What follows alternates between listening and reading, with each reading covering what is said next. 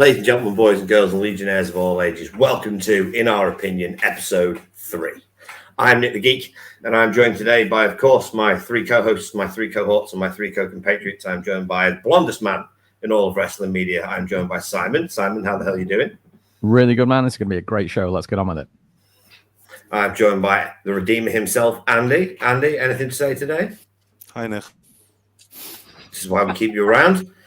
And we are joined by the king himself, Jimmy Bebe. Jimmy, how you doing? Good. Let's keep going. I'll keep the energy going. See where you started, Andy. And today we have a very special guest, returning to us after a very long absence, but now finally in a civilized place. Wow. Zane, how are you? So we're starting right off the bat with racism, are we? No. That was clearly xenophobic. Yeah. Finally have westernized internet. I'm doing good. How you doing, Zane? It's been a long time. Yeah, it's been a while. I finally have good internet. I'm away from the Sharks now. Andy's still in the call though, so I don't know what to do about that.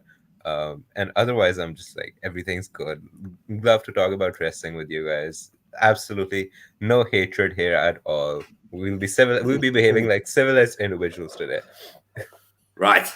Well, we're going to get right off to the bat, boys, because yesterday it was released that WWE have set prices for their front row ticket packages for WrestleMania.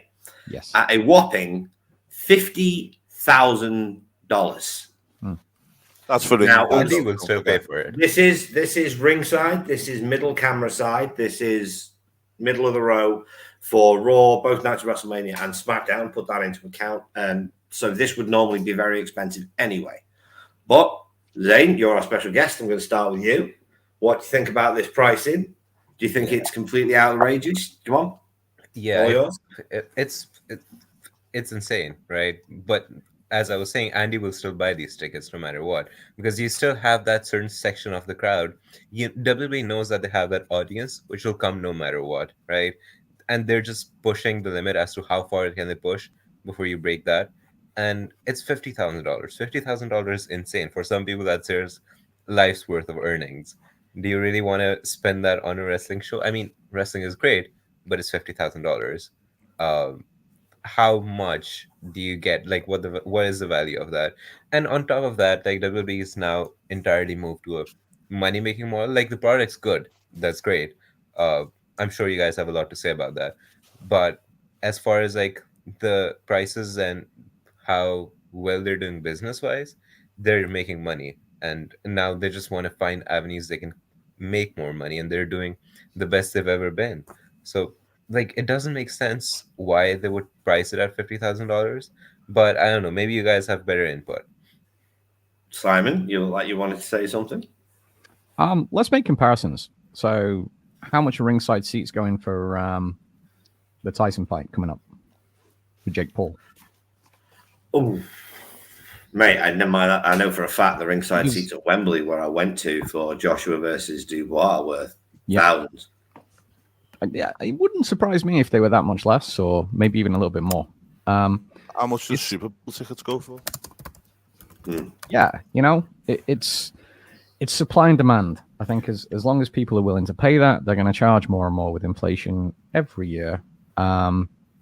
Personally, would I pay $50,000 for a ringside seat at WrestleMania? Yes. Nah. It's if anybody in this room is doing it, it's you, Cy.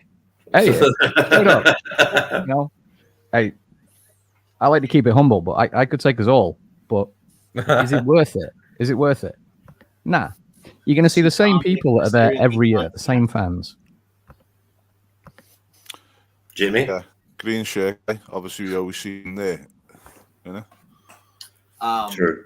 I think it's insane, but I'm not surprised. They're doing the best business they've ever done. They're now in like the same business as UFC, and I know UFC prices for tickets are insane. They turn it into a celebrity affair, kind of like the Super Bowl. Like Super Bowl ticket prices are insane. I think, again, I'm not really surprised. It's in Vegas. They're making it as big as they possibly can. They're going to want to bring in as many big name faces as they can to get the most exposure. My only question is, I wonder if the green shirt guy is going to be there for this one, because those ticket prices are insane. That's all I really got. Like that's a lot of money. I just want to add, to me, it would make a smidgen of a difference if, like, they announced you are 100% going to get The Rock versus Roman Reigns this year. You know, You are 100% going to get Rock versus Roman Reigns versus Cody Rhodes. No. Yeah. No. Absolutely not. To me, it's like you can't expect people to pay that much for tickets without at least announcing the main event. No, I'd agree. Andy, what do you think? You know, someone said that the Vince McMahon documentary is, you know, Vince wanted to get his whole vision was for the company to be the main attraction and not the stars. And I think that's where we're at now. You know, I think, you make a good point about expect people to pay for that if it's, you know, there's no match announced. But I think we're past that with WWE now. I think people just, because it's WWE, they'll pay that. And, you know, as I said, I feel like, you know, Cody's a big star, or so they think. It's like, you know, the company's the star. And that's where they're going with it. I think people will just pay just because it's them. I don't agree with it. The only thing that I don't agree with this with any of them. The one thing with WWE is it is still quite accessible in terms of, you know, you might not be able to ringside, but you can get in the arena with prices and whatnot, which I don't mind. It'd be more for me if it starts to be upright. Because at the end of the day, people, you know, there's different classes, different money, all like that. That life, accept it, get on with yourself. But it's like, if it means that the working class people or, you know, normal people aren't attend because the prices are too much up nosebleeds or wherever else it is, it's like, well, that's where I'd have a problem. Do you know what I mean? It's like, wrestling should be for everyone, and by them charging 50 grand for a ringside seat, keep it's able for them to price the lower seats kind of a little bit more, and, you know, I'm all for it. Yeah, that's what I was gonna say. If that is to make sure the seats up top are going to be significantly cheaper, I'm all for it, because last year, as we all went, the original idea was I was going to take my whole family, and then when I saw ticket prices, I was like, hey, you know, I just paid for that package in Royal Rumble. I can't take us all again, so we just won't go. And then, you know, greatest fiance in the world bought me tickets so I can come watch the show with y'all. Awesome thing. But then this year it was kind of the same thing. It's like, I would love to take the entire family, but if the ticket prices last year were that, I can just only imagine what they're going to be in Vegas. So if this helps kind of lower those, which they should be, I'm all for it. Let them dudes pay overpriced tickets. Okay. Right. Does anybody else have anything they want to share on this matter, or can we move on? Yeah. So I do as well. I think as well, the other thing is, if you know, like Super Bowl, and they always say how much the prices are. Them the cheapest ticket, like $5,000 or whatever it is. If WrestleMania is the Super Bowl of wrestling, and you're going to pay a premium for them tickets, it's fine. The biggest problem is they start rolling that out across every event, where it's like, okay, come on, you're making it less accessible to people. But, you know, prices are going up everywhere. So my brother's a real big fan of Bob Dylan, and I was kind of looking at getting tickets to see Bob Dylan. The cheapest ticket to go see Bob Dylan was £170. Which was just like, what? You know what I mean? So it's like, you know, wrestling's not the only one that's doing this type of thing at the moment. So, you know, unfortunately, it's the world. I think the biggest thing we need to do is people just make sure that your wages reflect the rise in everything else, which unfortunately at the moment it's not. But yeah, I don't mind WrestleMania. I just don't, you know, SummerSlam's going to 2 nights. Obviously, to pique my interest, because I'm like, okay, it might be worth traveling from the UK, yada, yada, yada. But it's like, okay, if they were WrestleMania prices, they can sod off. No chance, do you know what I mean? Yeah. Do you make it as spectacular as you want? My opinion is quite simple. People are going to pay it, so they're going to charge it. That's the thing. You want to make change, make your noise and speak with your feet. So I've always said. No, it's a fair point. Right, guys, moving on to the other side of the fence with AEW. Currently, there's been a lot of scuttlebutt about the Lucha Bros moving to WWE. First they were going, then they weren't going, and now it's been discovered that while Penta is free to go in a couple of months, Phoenix is more than likely going to be kept on for the better part of a year because they've extended his contract due to injury. Now, to paint the picture fair, WWE have done this for a very long time. Not recently.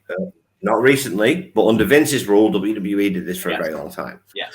Do you think this is, Jimmy, we'll go with you first. Do you think this is Tony Khan being spiteful? What's your general opinion? I think this is Tony Khan, again, same with AW, not knowing what his identity is. Because sometimes he wants to play the nice guy and be buddy with the wrestlers and do what's the right thing. Or right thing, I'll use parentheses there because there is no right thing here. But then sometimes he wants to be the boss because people criticize him for not being the boss. I think this is a boss move. Whether people want to agree with it or not, it's all up to perception, honestly. He's well within his right to do it. He did it to Kenny Omega, even though I don't think anyone was worried about Kenny Omega leaving, but he did do it to Kenny. So I personally don't have an issue with it as much as, again, I like Phoenix way more than Penta. So if this keeps Penta out of WWE even longer, yay for me. That's cool. But does it kind of suck for Phoenix if he wants to leave? Yeah, he's been a day one guy. He busted his butt for them. He was there during the pandemic. He really put in work for them. So I see both sides of it, which is why I kind of been like, it is what it is. Like there's no right or wrong answer here. It's just a bunch of people who get upset for no reason, in my opinion. Okay, Simon, what do you think? It is classic capitalism versus socialism. I think TK is well within his rights to do what he's going to do, particularly if it's treating somebody, using them as an example to stop others from doing it. God forbid Dustin Rhodes is never going to wrestle anywhere else the amount of time he's had off. He'll be like 70 by the time he's free. But to me, what kind of gets me with it is TK has always presented AEW as an alternative. And there's a real sense of hypocrisy here. 2-3 years ago, the last time I remember it in WWE, I think it made the #1 trend on Twitter, Free Ali. And every AEW hardcore fan that you knew was obsessed with the fact that it was wrong that they were keeping a guy hostage and not using his talents and not letting him leave when he wanted to. And now the shoe is on the other foot. And it just seems like you get that sense of hypocrisy, which I think that's a confusing message from TK. He's trying to put his foot down, which we've been wanting him to do for the longest time. But in doing it, he's also losing another percentage of his fan base, which is just dwindling week by week by week. This isn't sports. This is entertainment. I think in major sports, you get contracts, and entertainment-wise, yes, you should also have those contracts. But there has to be a way for people to leave if they're desperate to leave. I mean, how much does Phoenix get paid every year? I'm guessing it's under $100,000 a year, right? So when are we going to first see the first buyout? When are we first going to see one company say, right, we'll buy out the remainder of his contract? Because it happens in sports. Not mid-season, but it happens. I don't think you'll ever see it just because of how petty both sides are. And I know a lot of people won't ever agree that Tony Khan is petty, but I think this move proves he's a petty man. So I think what you'll see is you might see WWE saying, well, how much is Tony willing to let you buy your contracts out for? Not him. And then it'll come later on afterwards. WWE were the ones that give him the money in the background, buy his contracts out. Do you know what I mean? Yeah, but more than likely. Go on, Zane. Yeah, but sure. So again, a different opinion, a different voice. That's what you all needed. I think Ray Phoenix is a bit of a dumbass as well. Like, think of it this way, right? You're being featured weekly on television, and then you go. No, before this, prior to the entire WWE thing, he was a very prominent part of different storylines. No. He won one single title, and it was always. I watched AW weekly, and he's been very sporadic. Very sporadic. Yeah, to say the least. Okay. Can I just say something on terms of the business side of it? Yeah. Oh, sorry. Just go on, sorry, no, go ahead. Go on, Zane. I was just gonna say why like it's so Andrade, and we've seen this with multiple other AEW wrestlers. They just got out very silently, and there wasn't like a massive hostage situation that happened with multiple wrestlers. But Ray Phoenix went backstage and started telling people that he is off to WWE, or him and Pena are leaving. It was Which- it was Penta that did it. Yeah, and now it's like Ray's now suffering the cost of it because Ray Phoenix now has like so much time on his contract, but he's essentially just useless for like what, a year now? So what The you were unfortunate- saying there, from a business point Go of on. view, you're saying he's been featured on AEW television and stuff like that. Well, obviously, as we know, it's sporadic. But from my opinion, is like from a business perspective, it's another show of how apt Tony Khan is as to why these guys are going. Because in WWE, from what I gathered, and I said this to you guys when we went to All In last year, is why is there no Penta or Phoenix masks? Why is there no memorabilia for kids with the masks and everything else? That goes the same way as at WrestleMania. They have maybe Mysterio every day. And one of the reports come out is that WWE has already commissioned the masks for the Lucha Bros to be on sale with the merch and stuff. So, like, and don't forget, they get a percentage of that. So, you know, you've got to say to yourself, okay, it's being telly every week, but if you're looking at going to WWE and WWE are already showing you samples of merchandise and that suggests that you are going to be prominent features because they'll want to sell masks and things. Like back in the day where Sin Cara wasn't very great, it was always on telly because, and every time you went to a show, there was always Sin Cara merch every day, you know, so that kind of gives you a bit of confidence. The fact is, well, you're going to be used because they're planning on using you as the next Mysterio to sell a load of merch and whatnot, you know what I mean? Well, my take on it is that I agree with Jimmy, that Tony is well within his legal rights to do this. Like, we can't say he isn't because he is. He contracted them. None of us can take a point from a legal standpoint. But as Si said, there's an air of hypocrisy to it because AEW is supposed to be the nice guys. That was what Tony painted them as from day one. And if the realistic fact is, in any unionized sport, this wouldn't happen. It's not a sport. Agreed. But they call it sports entertainment. So the sport isn't there? Go on. 2 points there. AEW does try and present itself as a sports-based product, though. But two, I'm going to defend Tony here because they're supposed to be the nice guys. But again, when he's the nice guy, he gets a lot of shit for being too nice. And they're like, he needs to be more of a business. We've all said it. He needs to be more business-minded with his things. And then the second he does it, here he is. This is kind of I think what the problem is, Joe. As far as I think the biggest problem is, though, for me, is like if you want to start being tough and being a businessman, then there's 1,000,001 ways in AEW that you can achieve that first of all. So is this being, you know, it comes across as petty in my eyes in that way, because it's like, okay, well, you said you'd never do it and all this stuff. You're a nice guy. Now you do this, and it's kind of like, okay, well, if you're going to change everything, you know, tell the Young Bucks you're not getting any creative control anymore, tell these you're doing this, bring in a VP of whatever, you know, people creative, and start changing your business around, then to me, this wouldn't stand out as much because it'd be part of wholesale changes. But if you're just going to do this as an isolated thing, then just being petty for the sake of being petty, and, you know, you're not changing anything really. I think people need to get used to this with him. If it's going to involve WWE, you just go back to that press conference where he started talking about how he has more money than them and he doesn't have to lay down and take their shit. He's not going to take their shit anymore. And this is the first example, I think, since then where he's showing, I'm not going to allow WWE to push me over. Again, is it petty? Sure. He's well within his right to do so, though, because we saw it on the other side plenty of times. And which is why I don't think he should be kind of criticized for it, because, again, at the end of the day, it's his. He's paying these guys more money than WWE was willing to pay them. So this is the kind of thing Can I point something out massively as well? And it's literally just popped to my head, yeah. Is Tony Khan's the nice guy, and he always wanted to set AEW up differently and everything else. Then why is injury time even in the contracts? That last part. Oh, if he wanted to be the nice guy all along, he wanted to do all this, then why is there even a section in the contract and endorsement that says that you have to make your injury time back?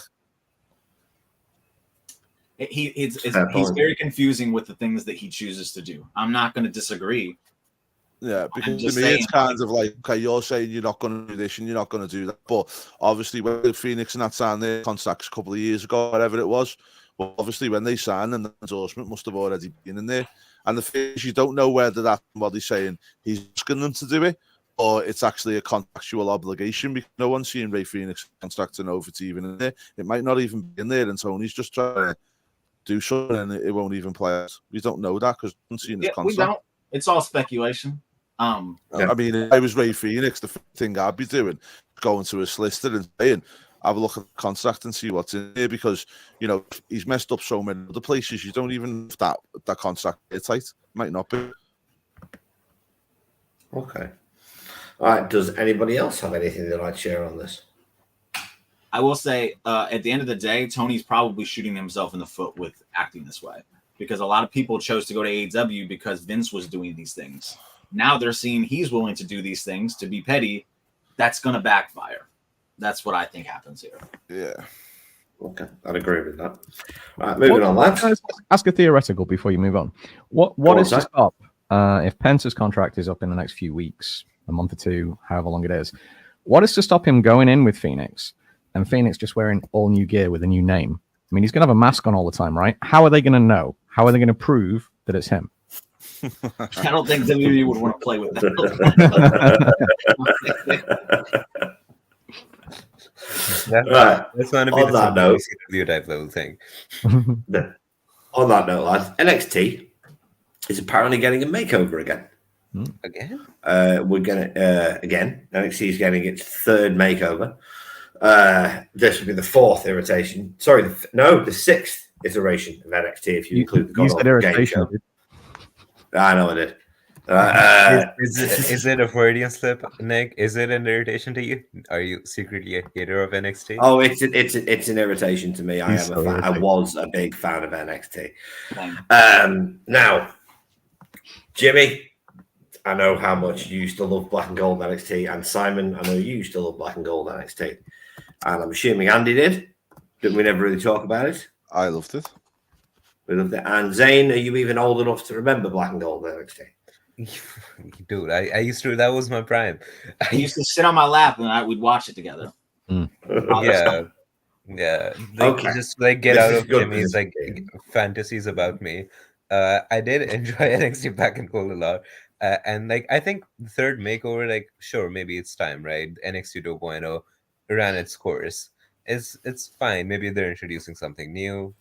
We'll see. I'm excited for it. I'll be honest. They did, because to paint a picture, we've had NXT the game show, NXT Black and Gold, NXT 2.0, NXT White and Gold, and now we are getting NXT something. CW. NXT CW. That's what we'll go with. Sai, what's your general opinion on constantly changing the face of this brand? Do you think it's harming it? Do you think it's hurting it? Whenever I get a question like that, all I can think about is the last maybe 18 months or 2 years of WCW, where there was progress made in one direction under Bischoff and Russo.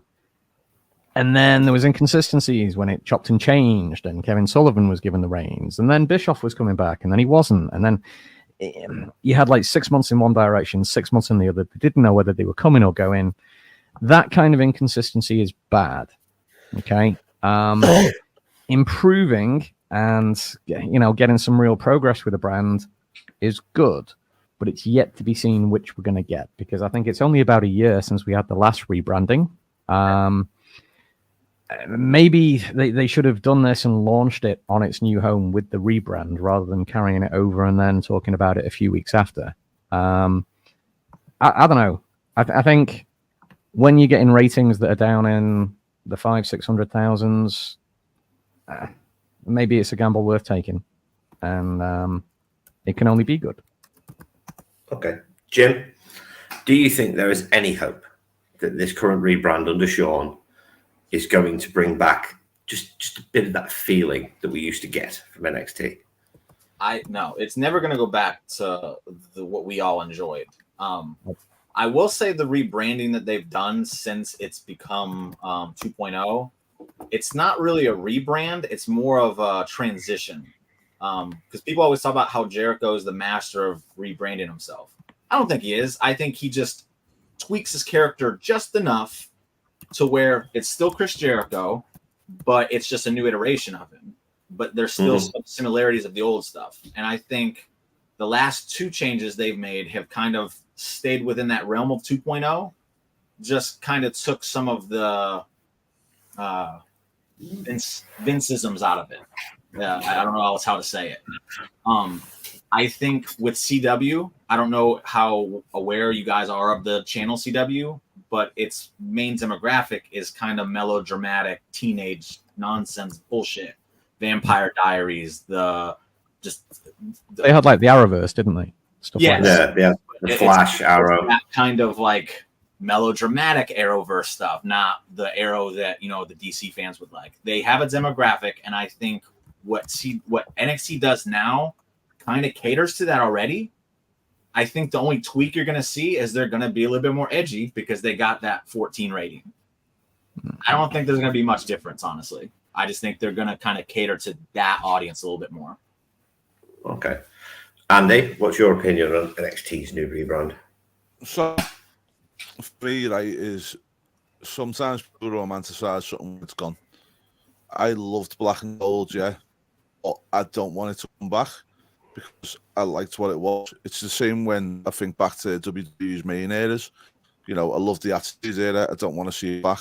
I love the Golden Era. I don't want to see it back. I want to see a new era. So it's kind of like, stop trying to revive stuff. They do this in movies. I don't know whether anyone's seen it recently, but they've just bought a new Crow out. The new Crow. I will never watch that in a million years because the original was so good. It's like, why are you trying to bring a new one? There was nothing wrong with the original. So it's the same with the NXT Black and Gold. For me, the original was great. Leave it alone. Don't try and besmirch it or do anything differently because, you want to bring a Black and Gold graphic back, by all means do, but, don't try and change what was great. Leave it alone. Don't try and replicate. Yeah. Zane, do you think it's good that NXT has had a distinct refocus on being a developmental brand now? Yeah, so here's the thing, right? I kind of agree with both Andy and Jimmy. Like, Black and Gold at its peak was great. I love Black and Gold, right? But now WWE as a product, as a whole, main roster and NXT both, have evolved a lot. At that time, Triple H was pushing for NXT to be like a third brand, and that was the entire approach he was taking with it. Now it's a lot like with NXT 2.0, it's become a development, and I think it's nice, right? The direction NXT is heading in. The main roster is Triple H's playground right now, and he now sees what NXT is, and he's now removing the witticisms out of it, and he wants it to be like a proper developmental, the same way it's his. So he's just curating it to fit into his structure and how his structure of wrestling works. And this NXT is just like, because NXT 2.0 again was created at the time where Vince had the majority of creative control. Now Triple H has majority creative control over WWE as a whole. He wants his own developmental. He wants his own main roster. So we're just fitting into the Triple H era. Okay, that's a fair point. Right, lads. Anyone else have anything to say about the NXT rebrand? Just to go back where I said the Attitude Era, the thing with fans is that they had to do the same thing when it was said Netflix is coming on board, and it's like, oh, we won't have to do because of the the censorship and stuff. Netflix can do what they want. The Attitude Era is coming back, and it's like, again, the early things, and straight away it goes to stuff like that, and it's kind of like, stop living in the past and let's move on, and hopefully, NXT and the main roster when it moves to Netflix we see something innovative that we not see before. And that's something different and something great and something new. Do you know what I mean? And, fresh. That's what I want to say. Fresh is the perfect word. NXT, I think Black and Gold got over to the degree it did because it was fresh in comparison to the rest of the WWE product. It was different. It couldn't have been further from what Vince McMahon was presenting at the time. But I don't think it needs another rebrand. They've already gone to the white and gold. I think they're doing perfectly fine as they are now with Ethan Page as champion.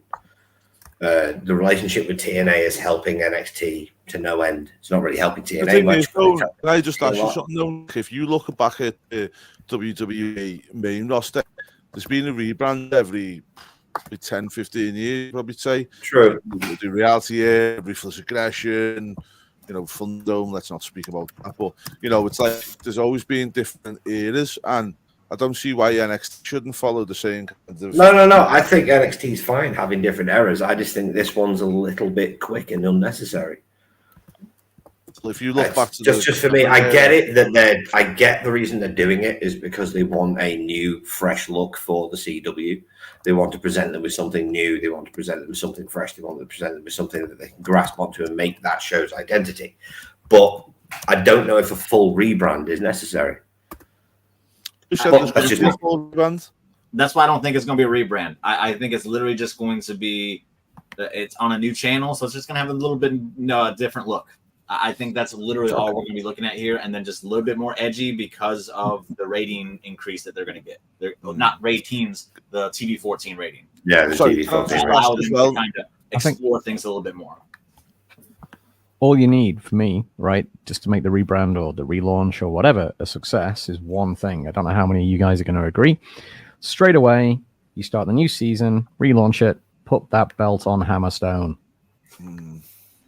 Skyrocket. Well, what do you deem a full? Yeah, you can answer this question. What do you deem a full rebrand in business? What's a full rebrand? What do you class as a full rebrand?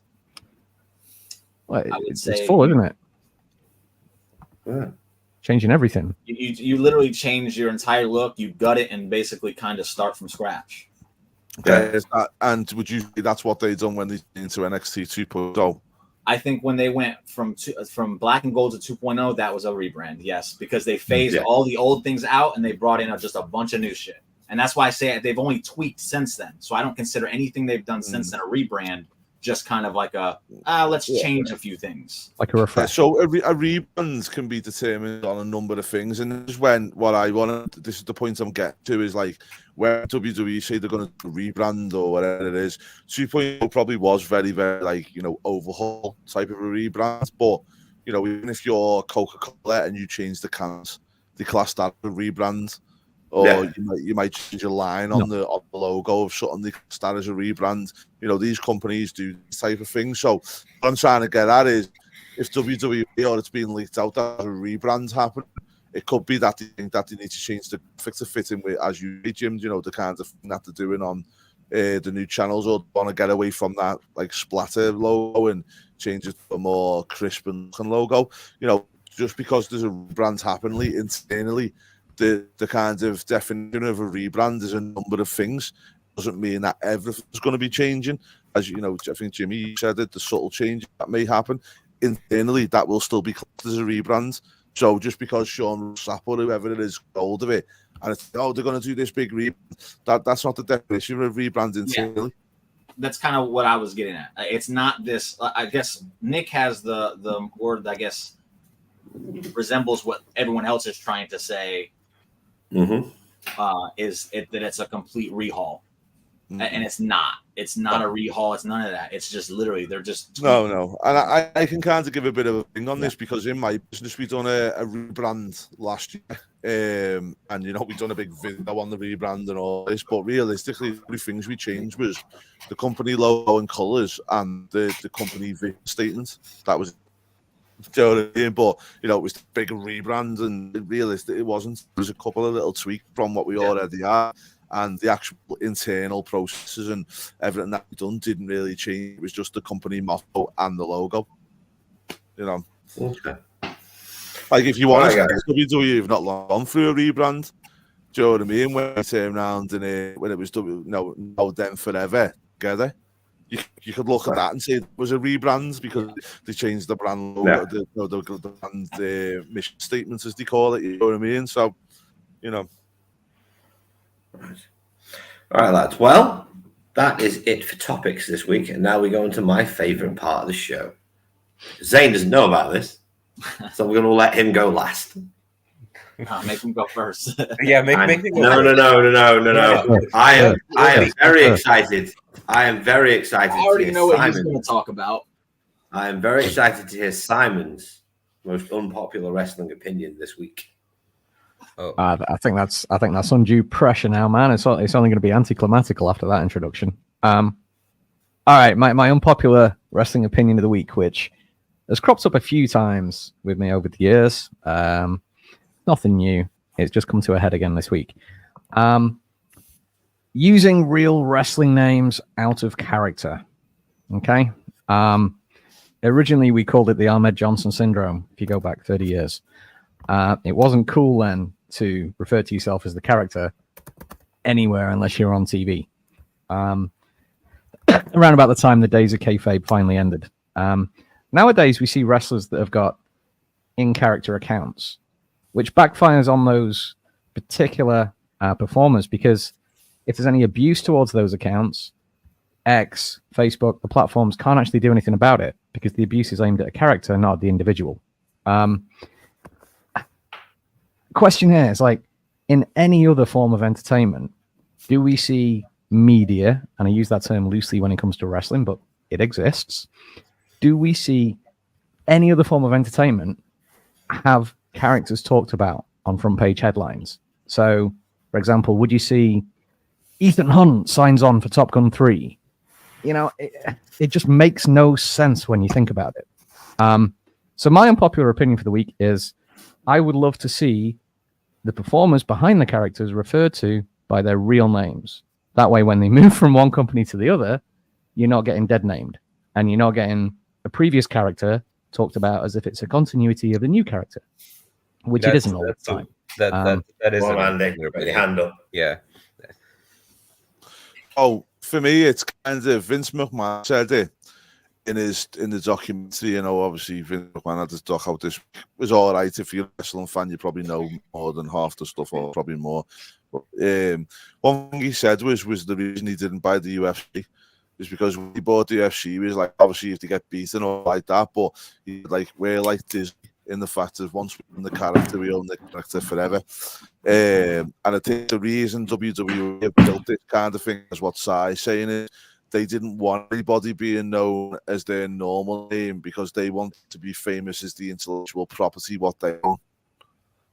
And I think they've pushed that narrative based on that. So whenever they've done interviews, whenever they've done anything, it's always been based on that narrative of, you know, your character, because once you go, WWE own that character. And as we always see with a lot of people is when they leave WWE, they kind of like try and come up with an iteration of that character. You know, look at Mercedes Moné, for instance, you know, obviously Sasha Banks with the boss and the thing. That was the best she could come up with, I suppose, near to what she's doing now. Do you know what I mean? But obviously now she's gone from a boss to a CEO. Yeah, crap. But anyway, that's another story. But get what I'm trying to say, don't you? It's like I think it's always been by design that WWE never let them do that because they don't want their intellectual property spilling over. But it makes sense. It makes sense. So, you know, what's like the hottest entertainment show on cable that isn't wrestling? AEW. I don't live in America. No, I don't watch TV. Yeah, because I think what they do is when you've got a production of film or whatever, you know, you've got a star who stars in that film, but the producer's more interested in the overall film rather than the actor that portrays it. You know, obviously they want the actor to be a good actor, but then that actor will go on and work with another producer and another producer. I think Vince has always been under the mind of, well, I make them, I keep type of thing. So he doesn't want that. He doesn't want that whole thing, which I get to an extent. Okay. Before we go to someone else, can I have a very strong opinion on this. You can both go. Okay, Jimmy, Zane, go first because mine has nothing to do with that. Go ahead. Yeah. That is an unpopular opinion, precisely because I feel like from a purely entertainment standpoint, imagine if you're watching a TV show, right? Imagine if you're watching two TV shows at the same time, right? And there's one actor, and like I don't know why wrestling has this exclusive thing, long debate, but if one actor shows up on another show as a different character, that's okay. That's kind of cool, and it's like, oh, different actor, and you acknowledge it's an actor. But when it's the same character, imagine they take their role and they enter a different universe, and you realize that the two different universes are in the same universe. That adds a level of realism that helps with the suspension of disbelief. And I feel like I'm very conventional in the sense of like maintaining kayfabe. Like, Dane, kayfabe, I'm sorry right? to interrupt, but Dale has a question for you. Who's Dale? Yeah. Give me what I want. Give me what I want. Wow, wow, that's an old. Well, it's been years. But yeah, that's We never forget, mate. yeah. But anyways, I will get to that. I think Give Me What I Want is my favorite. Or to be honest, I think it's the contract signing. It's not really a promo, but it's like the contract signing where he just like slams Triple H through the. Yeah, I think the one where he tracks the destroyer and he stands there staring at someone and says, "I can't move." That was the best ever promo. That's exactly my point. Batista wasn't in Guardians of the Galaxy. Yeah, that was Dave Bautista. Yeah, it's personal. Okay, this is exactly my point. Yeah, but when you blur those lines, it's fun. That's where the fun Right. comes from. Okay. Jimmy Jimmy, had a point. what is your most I unpopular? wanted to bring up Dale's Go because on. it's a great take. Yeah, I'll you'll bring never that up hear now. me praise Meltzer ever again, but the Vince documentary showed how important and valuable Meltzer could be for the industry when you take him out of the match rating element. He sounded flexible.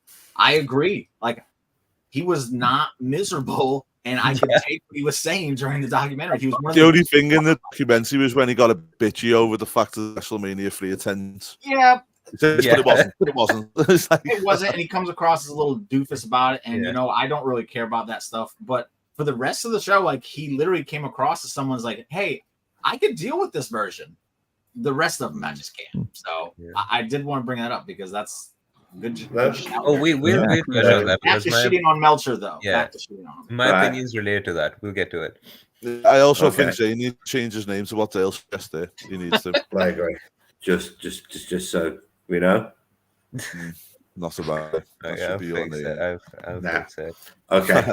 Can I just say as well, one thing, just while we're talking about Vince McMahon's documentary, I think there was something that got really scoped over, which Triple H said, which I really, really liked, was going on about wrestling, say, back then with the kayfabe and all that stuff. And he was saying, like, our fans nowadays are really intelligent because the fact is they know it's not real, but they still buy into the stories and the character and immerse themselves in it and lost in it and all that stuff. And do you know what? I love that. I love it because I thought, like, you know, as we all know to this day, like, now it's like there is no kayfabe, there's no such thing anymore and whatever else, which, you know, as adults, we shouldn't be having that. But it's like I still enjoy it just as much today as when I was a kid, but I look at it from a different perspective. Yeah. Okay. And on that note, Jimmy, what is your unpopular wrestling opinion this week? I don't think it's going to be unpopular amongst us. Maybe Zane, but wrestling media needs to cease to exist. And stuff that I saw earlier today and yesterday is a prime example of that. Because I look at what Swerve said about the race issue and the way he...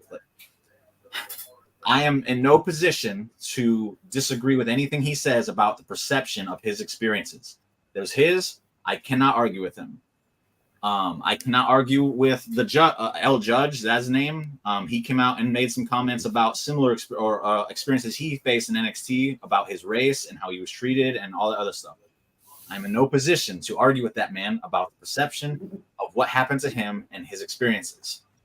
But then you have people in the wrestling media who will sit there and latch onto that stuff and throw it out there like, this is a problem with WWE. This is a problem with WWE. Pay attention to this because what they're saying is exactly what WWE is. But if we rewind this a few years, Big Swole spoke out on her experiences, and nobody said shit about her. They actually celebrated when Tony Khan went public, either on a podcast or a tweet. I'm pretty sure it was a tweet, and said, "Oh, we just didn't sign her because she's not that good." The bias there on such a subject as race is disgusting. It's absolutely like it has no place, especially for a media people that are taking money from others and kind of persuading the perception of not only the talent, but the promotions that this talent represent. It's disgusting and it needs to disappear. Wrestling media has been, in my opinion, worse for wrestling than almost anything, and that's my unpopular opinion. Okay. Anybody got anything you want to shoot in? Yeah. Yeah. Oh. Go on, Zane, you go Go on, first. Zane. Yeah, I very much agree with the points. I just don't agree with the primary argument, because I understand like wrestling media, awful fucking shit. Sorry for swearing, but Kick them. yeah, but I sincerely feel that wrestling media has the power to be good, but the way it is right now, it needs to be reworked. Not essentially needs to be entirely removed, but in the sense that there's a lot of filtering that could happen, because wrestling media often does help portray the side of talent and fans and give insight to the story when there's not enough present, right? Because without the wrestling media, a lot of the fans would be in the dark, and there'd be stuff. For example, like having interviews, these interviews and people building upon that, sure, like Swerve's experience, while the wrestling media did pick it up and portray it in one way and slap it on that. That's a negative. That's a big negative of the wrestling media. But the other negative is also like something like this is actually being heard, and something like this is actually being put out there, and there's more eyes to it. Okay, so to touch on what you're saying, Yeah. I don't disagree that we shouldn't have media in general. Yeah, yeah. But the way that media presented wrestling, 100%. wrestling media isn't the only one that's guilty of this. They're just kind of the least professional about it. Yeah. Because when I watch, I literally stopped watching ESPN for the exact same reasons.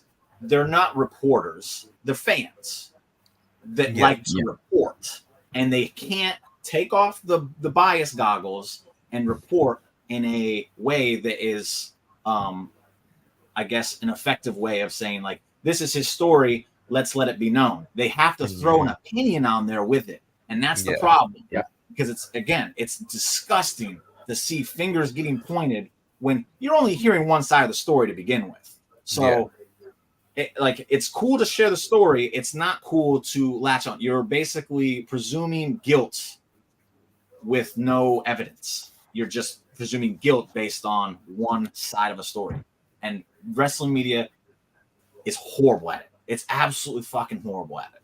And I don't apologize for cursing. I'm emphasizing how horrible it is. It's fine. Really, the way I see it, We ain't monetized anyway.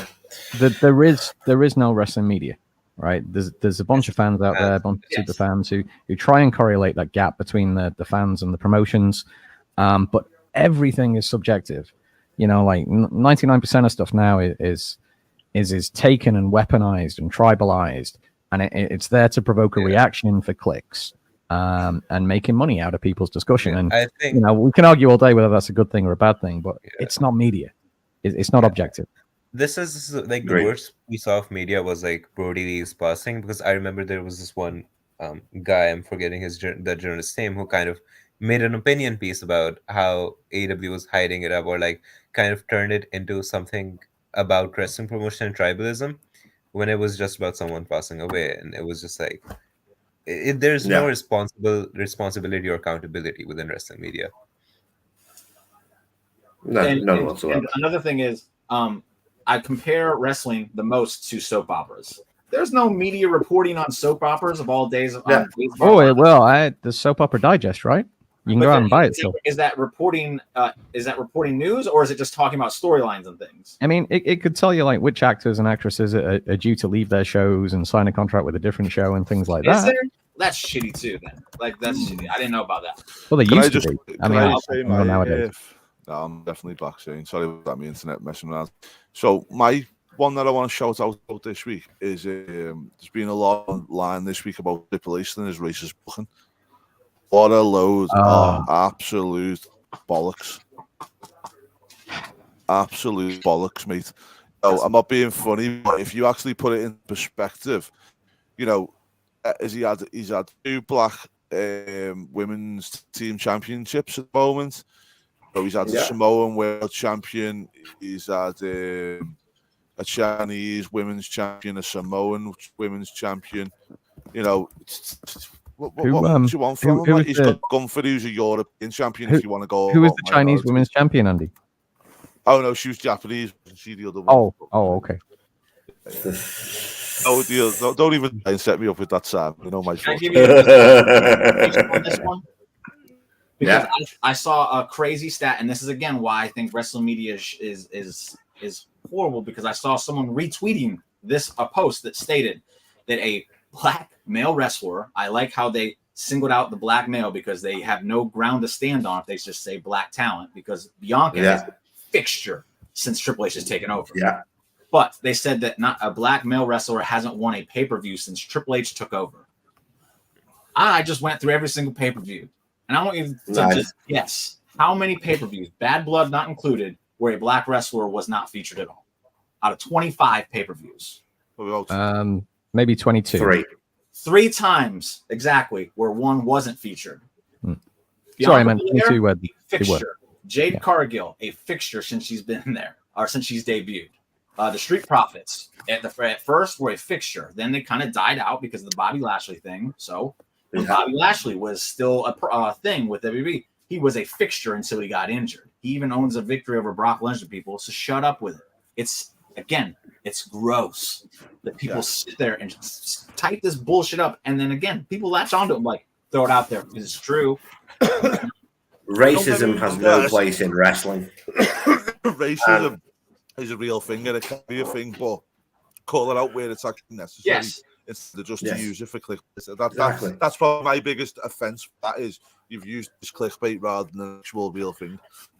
No, I completely agree with that. Right, Zane, the time has come. What is your most unpopular wrestling opinion? Well, it's not necessarily unpopular. I Well, no. The whole point of this bit, Zane, is I know. unpopular wrestling Yeah, opinion. so my opinion is that currently, at this point in time, Eddie Kingston is the best wrestler in the world, and that is undisputed. I knew he was going to say this. I knew it. Nah. I knew it. To be honest, I almost brought Eddie unpopular Kingston up opinion. as an in your opinion topic, but I thought no, he's going to do this anyway. Okay. So here's my actual unpopular opinion, and I've had a discussion with Andy on this. Sorry, just before you do your unpopular opinion, I want to look into the camera. Eddie, he is within reading distance of you. Be careful. Thank you. no. I think that the Mr. McMahon documentary was one of the best pieces I've watched ever, and I'll explain precisely why. It does greatly what it's meant to do. Raw's coming on Netflix soon.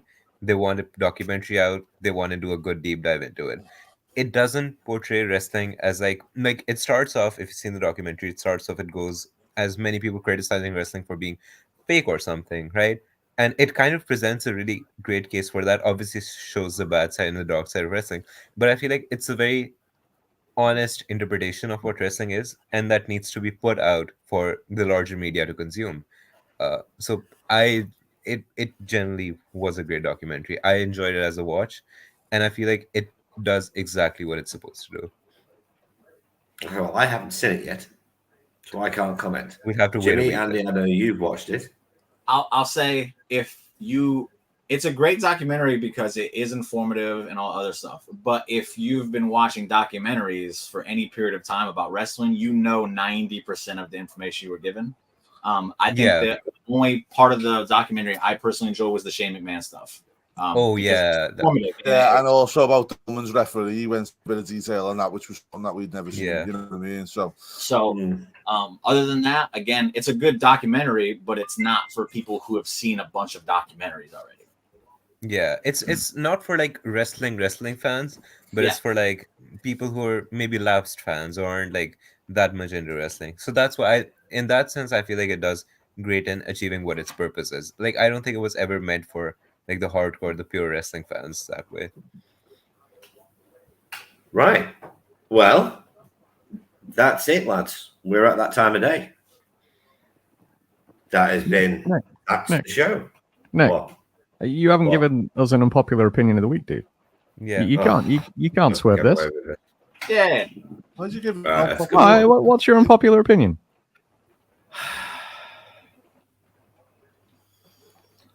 Do I have an unpopular opinion this week? Yeah, you do. This is your idea, and you don't have an unpopular opinion. No, I didn't come up with one for me. Yeah, I remember receiving so much grief for not pulling through on one of my ideas. Remember the fantasy booking thing? You and Alex went ham on me after that for not. Yeah, being you able to deserve do that. You deserve be that. fair, Even though it I would've did mattered appreciate anyway. I did appreciate Sting being in all 18 matches of WrestleMania 18. Okay, my unpopular wrestling opinion this week: Darby Allin is not ready to be world heavyweight champion. Shut the That's fuck not up. unpopular. Mute him, What's unpopular about that? Yeah, Get that's out of not here. unpopular. It's very unpopular. I don't like it. Get out of here, Nick. Go back. What do you mean? No. Darby Allin is not world Right, champion. Darby here. Allin has spent Shut the up. last 2-3 years of his career under Sting's wing, which has done him wonders. He's grown, but unfortunately, he's not ready to be world heavyweight champion. Turn him heel. He's not ready for. I don't think Darby Allin is ready for the responsibility and the weight that it takes to carry a world heavyweight title. He's reckless. He basically acts like Jeff Hardy used to in his spare time, jumping over houses and cars, etc. You can't do that as a world heavyweight champion. You can't risk yourself in that respect as a world heavyweight champion, and I honestly don't think he's ready to be world heavyweight champion. Mick If Foley he did. hurts himself and they have to relinquish the title, they'll just have another tournament. They love tournaments over there. Yeah, but that throws a spanner in the booking. Who lives and breathes AEW more than Darby Allin? I Nobody. Nobody. Jericho. Been there Any since guy- day Can one. I say something, right? Jimmy, MJF. I live and breathe Everton Football Club, but it doesn't mean to play for them. You don't live and Thank breathe you. with them. If you lived and breathed them, you would have put the work and dedication and to become a player, and you would play for the team, buddy. He was too busy defending the country. Yeah. That was a choice he Well, made. That was a choice he made. That's all I'm gonna say about it. Yeah. Personal A responsibility. wrestling podcast going political. Who would have thought? Right. But that is my Hey, unpopular wrestling son of a opinion of the bitch. week. Fight me in the comments. Ladies and gentlemen, that's the show. Thank you so much for tuning in. I love everybody that does. It really helps us out. And if you did enjoy the show, please leave a like, subscribe to the channel, and join the Legion. It really helps us out. It's free, and it's the only way the YouTube algorithm knows we exist. And always remember, we are but 5 geeks obsessed with a good show. And our opinion means nothing without yours in the comments below. Simon?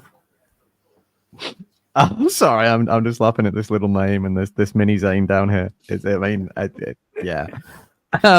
Sorry, Wrestling Legion. We make it make sense.